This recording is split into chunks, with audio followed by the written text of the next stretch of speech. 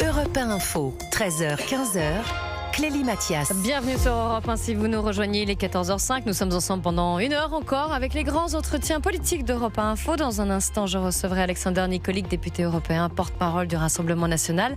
Mais tout d'abord, c'est Jad Zahab, porte-parole et secrétaire national de Renaissance, qui est en ma compagnie. Bonjour. Soyez le bienvenu. Merci. On va commencer évidemment par cette campagne qui a commencé pour Gabriel Attal, qui a arpenté l'Aveyron, l'Aubrac aussi, il me semble, en territoire rural, la France profonde, éternelle. Gabriel Attal qui veut casser avec son image, avec son parisianisme et jouer la carte de Jacques Chirac. Rappeler finalement aux Français qui était Jacques Chirac et lui, il estime être sur sa lignée. Eh bien, écoutez, l'ancien Premier ministre Dominique de Villepin, qui a bien connu Jacques Chirac et qui lui a estimé qu'il n'y avait rien, mais absolument rien de Chirac chez Attal. Il était hier sur BFM TV. Il se trouve que j'ai bien connu Chirac et que je l'ai accompagné toute une partie de sa carrière. Oui. Et alors, s'il y a une chose dont je peux témoigner, c'est qu'il n'y a rien dans Gabriel Attal de Jacques Chirac. Jacques Chirac a toujours été Jacques Chirac. Gabriel Attal doit apprendre à devenir Gabriel Attal. À partir de ce moment-là, on pourra faire des comparaisons. Mais vous savez, le premier objectif d'un homme politique, c'est d'être lui-même. À partir de là, on peut se donner des exemples, on peut prendre des modèles, mais on doit s'affirmer en tant que tel. Est-ce qu'il a totalement tort, Dominique de Villepin, Jad Zahab ? Est-ce qu'il ne faudrait pas que Gabriel Attal s'affirme au lieu de se mettre dans l'affiliation de Jacques Chirac ? Non, mais Gabriel Attal, c'est Gabriel Attal et Jacques Chirac, c'est Jacques Chirac. On a le droit de s'inspirer. Pour autant, Gabriel Attal a sa propre personnalité, son propre programme. Et en réalité, il aurait pu faire le choix d'annoncer sa candidature sur un plateau télé à Paris. Il a fait le choix d'être dans l'Aveyron, vous l'avez rappelé, à Mur-de-Barrez, dans la vraie vie des vrais gens, un milieu rural, des agriculteurs. C'est l'histoire de la France, c'est l'agriculture, c'est les racines de la France, mais c'est aussi la modernité. C'était à quelques mètres, 5 kilomètres, du viaduc de Millau. Donc c'est aussi ces territoires qui nous projettent dans l'avenir.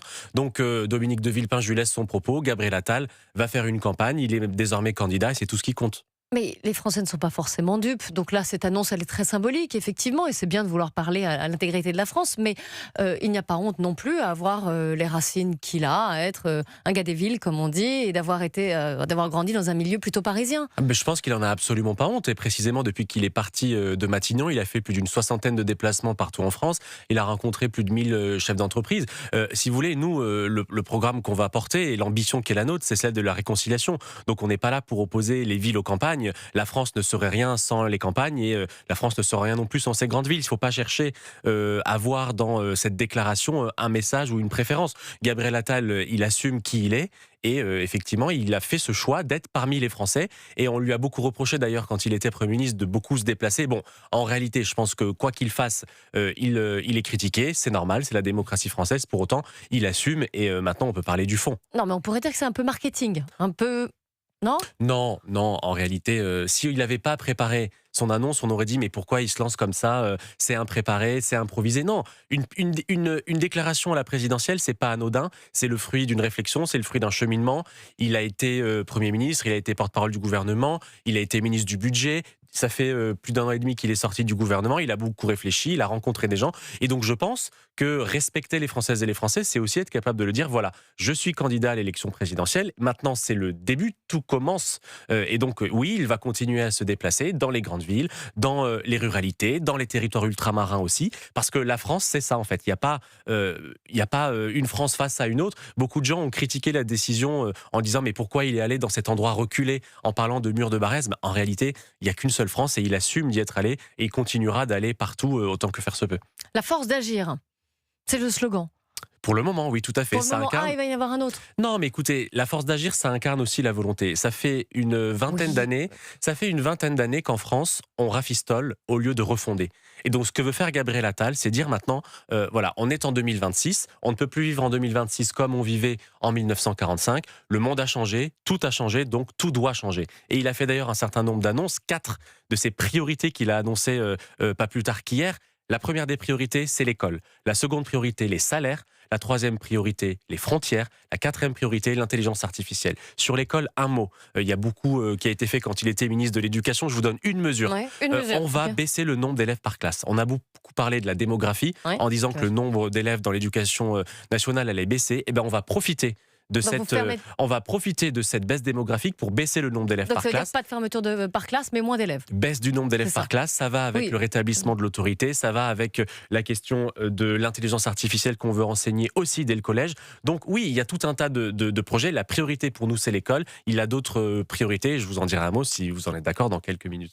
Jada, je voudrais quand même, j'insiste un petit peu sur, Oui, bien sûr. sur ce slogan, parce qu'on dit, voilà, en 2026, c'est l'heure des prédateurs. On est dans je parle même pour le monde entier, pas Bien seulement sûr, bien pour sûr. la France. Mais voilà, on est dans un monde extrêmement clivant, avec des Donald Trump, avec des Vladimir Poutine, avec des hommes très forts, très marqués, qui parlent très franchement au monde entier, qui n'hésitent pas aussi à déclencher des guerres. Mais donc sur le fond, on peut en débattre. Sur la forme, est-ce qu'un slogan comme la force d'agir, est-ce que voilà, en se déclarant finalement là à Mur de Barrez, dans l'Aveyron, est-ce que tout ça sonne en accord avec la modernité, avec ce qu'est le monde actuellement ? Je crois que ça sonne avec la réalité du monde parce que Gabriel Attal, il est lucide. Il n'est pas dogmatique, il a des valeurs et on va les défendre pendant cette campagne, mais nous regardons le monde tel qu'il est. Je vous l'ai dit à l'instant, je peux vous prendre l'exemple des retraites. On ne vit plus autant qu'avant, on vit plus longtemps en meilleure santé, c'est tant mieux, mais donc il faut qu'on affronte le système tel qu'il est. Et donc nous, on dit, plutôt que de rafistoler comme on l'a fait depuis une dizaine, voire une quinzaine d'années, on va refonder. C'est la même chose sur le Code du travail. On dit, il faut simplifier. En réalité, je crois que le Code du travail et les normes sont tellement importantes que simplifier n'est déjà plus assez. Donc nous, on dit il faut refonder, il faut réécrire une forme de constitution du travail dans laquelle on va remettre un certain nombre de principes. Et puis puisque vous Donc il y a quelque m'interrogez... chose de clivant, il y a quelque chose il y a de la radicalité quand même. Mais bien sûr, il faut refonder. C'est-à-dire qu'au lieu de rafistoler, c'est-à-dire de modifier des paramètres, on va complètement repenser le système. La question des retraites, les Françaises et les Français la connaissent bien. Plutôt que de dire à quel âge on va partir, 61, 62, 63, 67, c'est un sujet très complexe qui crée des tensions. Nous, on dit on repense le système, on ne prend plus en compte la question de l'âge de départ, mais uniquement la durée de cotisation avec une part de capitalisation. Et juste pour vous répondre sur les relations internationales, Gabriel Attal, il est très lucide. Nous défendons le droit international, nous défendons le droit humanitaire, mais ce que nous disons, c'est soit nous sommes naïfs et nous passons nos journées à défendre le droit avec en réalité un grand nombre d'États qui le piétinent tous les jours, soit nous disons oui, il faut défendre le droit international, mais si nous voulons le faire, nous devons être puissants. La puissance est la condition de la défense du droit international. Donc ça, pour moi, c'est vraiment la lucidité et je crois que ça colle avec l'état du monde et c'est ce qu'on va essayer de défendre dans l'année qui nous reste. Jad Zahab, vous m'avez parlé de réconciliation de la France, des Français. Il ne veut pas se réconcilier avec Édouard Philippe, en tout cas pour l'instant. C'est quand même l'adversaire désigné. Non, Édouard Philippe, c'est pas un adversaire, c'est pas un concurrent, c'est pas un rival, c'est un partenaire. Nous avons gouverné avec Édouard Philippe, il a été gouvernement. Partenaire qui gêne un peu, il est là quand même. Vous savez, on critique assez la France Insoumise comme étant une secte dans laquelle dès qu'on dit quelque chose qui est en désaccord avec le chef, on se fait virer. Nous, on est fiers que dans notre espace politique, on puisse avoir des divergences et tant mieux que Gabriel Attal, Édouard Philippe et tous ceux qui le souhaitent puissent faire des propositions.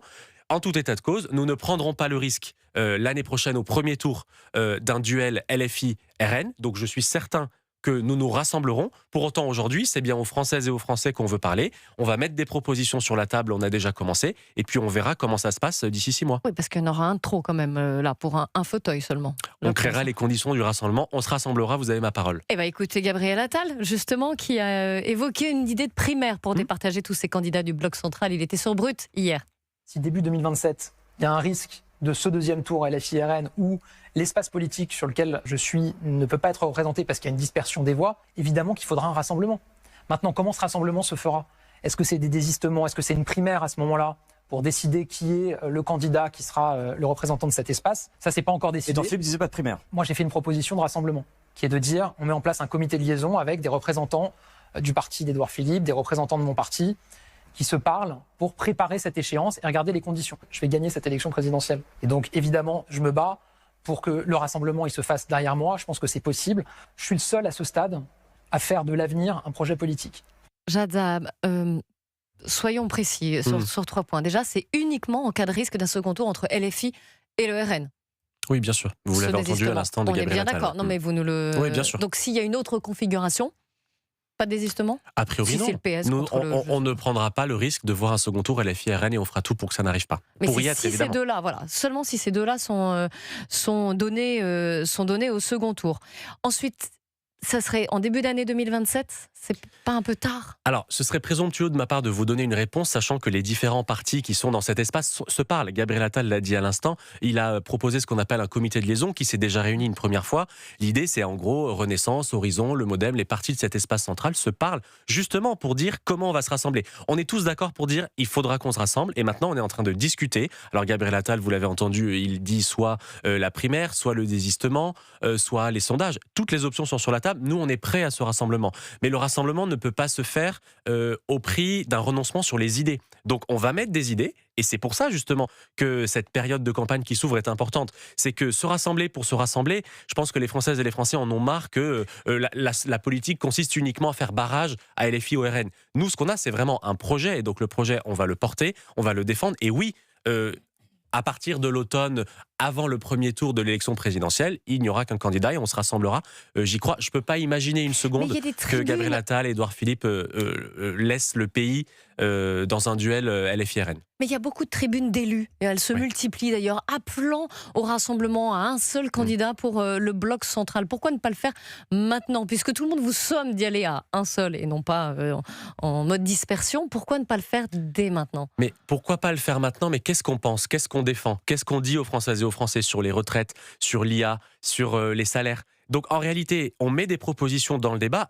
Encore une fois, on aurait pu faire un choix confortable qui est de dire on va se réunir entre partis, on va parler aux militants, et j'ai rien contre les militants, j'en suis un, et on va discuter entre nous. En réalité, je pense que les gens sont frustrés qu'en 2022, il n'y ait pas eu une campagne présidentielle à la hauteur de ce qu'ils auraient souhaité, du fait entre autres de la guerre en Ukraine. Donc là, on met des idées dans le débat, on va proposer des choses. Mais on risque d'apparaître divisé, d'avoir des divergences justement sur vos programmes, et ensuite de voir tout le monde derrière un seul homme. Nous avons des différences, c'est certain. Pas une seule femme, parce non, qu'on mais bien voit pas sûr, pour l'instant. Mais nous avons des différences, et c'est tant mieux qu'en démocratie il y ait des différences. Moi, je pense que Gabriel Attal est celui qui sera notre candidat à l'élection présidentielle. Je pense, et j'espère qu'Édouard Philippe se ralliera à Gabriel Attal l'année prochaine. Mais en tout état de cause, parlons du fond. Sur la forme, aucune inquiétude. Nous ne prendrons pas le risque de voir un second tour LFI-RN. Ce serait la pire des choses. Il faudrait déjà que les autres acceptent aussi, ce qui n'est pas. Je ne vous le fais pas dire. Gabriel Attal est ouvert à tout. Si Édouard Philippe est contre, ça c'est encore une fois l'objet de la discussion qu'il y a entre les partis. Mais on a du mal à y croire aussi parce que, et on le disait dans notre débat avec Thomas Bonnet et Sébastien Ligné dans l'heure précédente. Que j'ai écouté avec attention.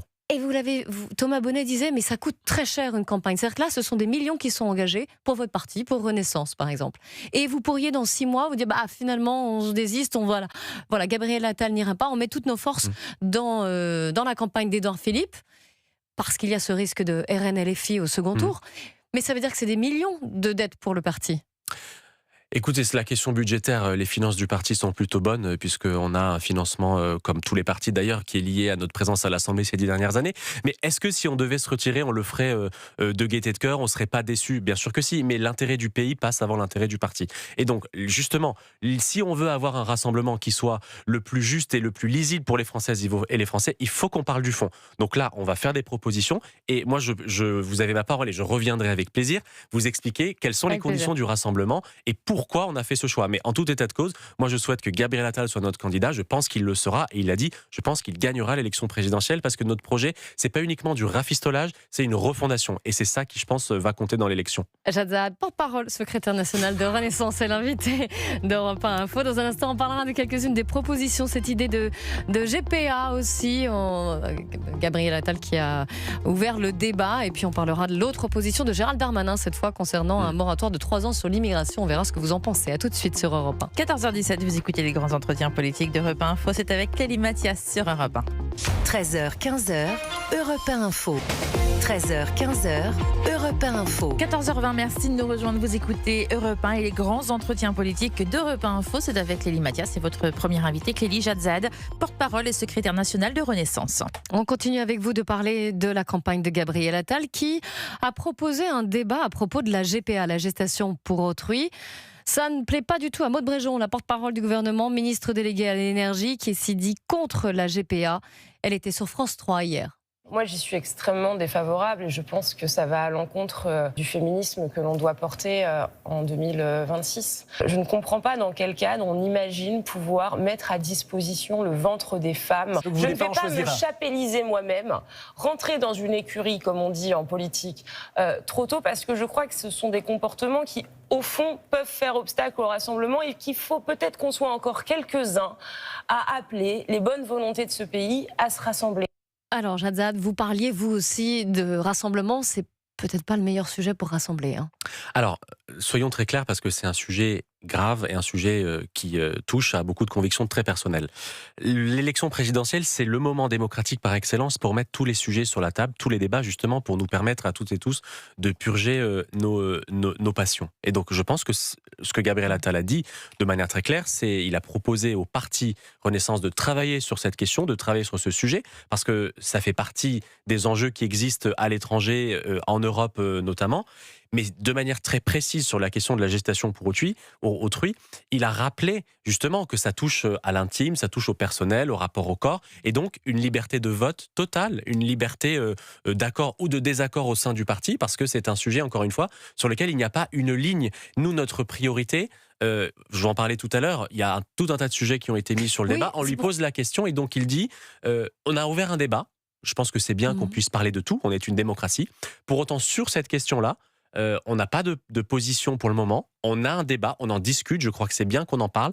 Mais la priorité absolue pour nous, c'est ce que je vous disais tout à l'heure, c'est l'école, pas la gestation pour autrui. C'est un débat qu'on ouvre, mais à l'heure actuelle, on n'a pas une position sur cette question-là. Mais s'il est élu président de la République, ce sera un débat qu'il ouvrira également.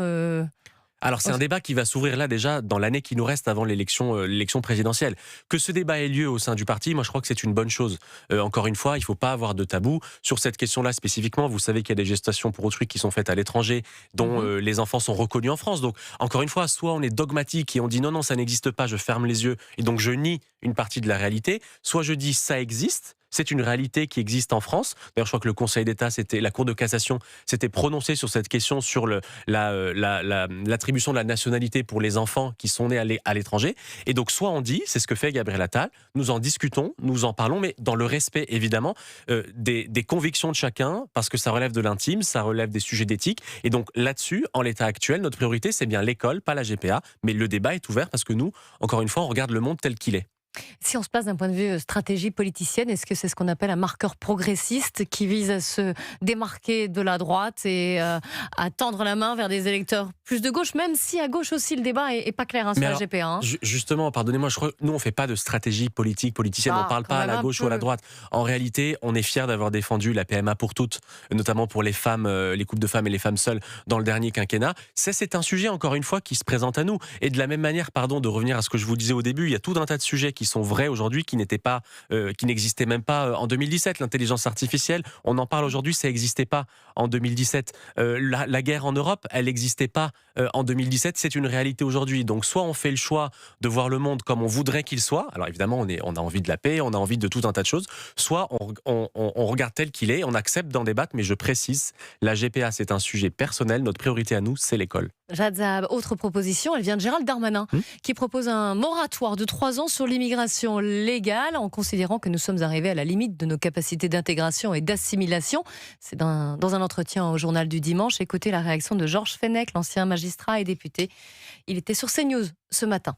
D'autres pays l'ont fait, des pays scandinaves, des social-démocraties l'ont fait, avec respect des valeurs qui sont les nôtres en Europe.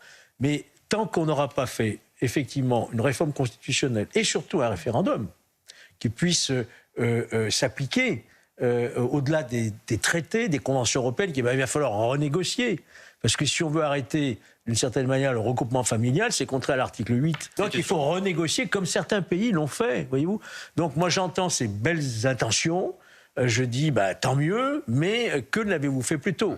Jadzad, est-ce que vous souscrivez à cette proposition de Gérald Darmanin ? Alors moi je demande à Gérald Darmanin comment on fait pour arrêter l'immigration légale. Qu'est-ce qu'on fait des étudiants étrangers qu'on accueille en France. Ça ne concernerait pas les étudiants. Donc en réalité, je pense que Gérald Darmanin répond à une bonne question qui est comment on gère notre immigration.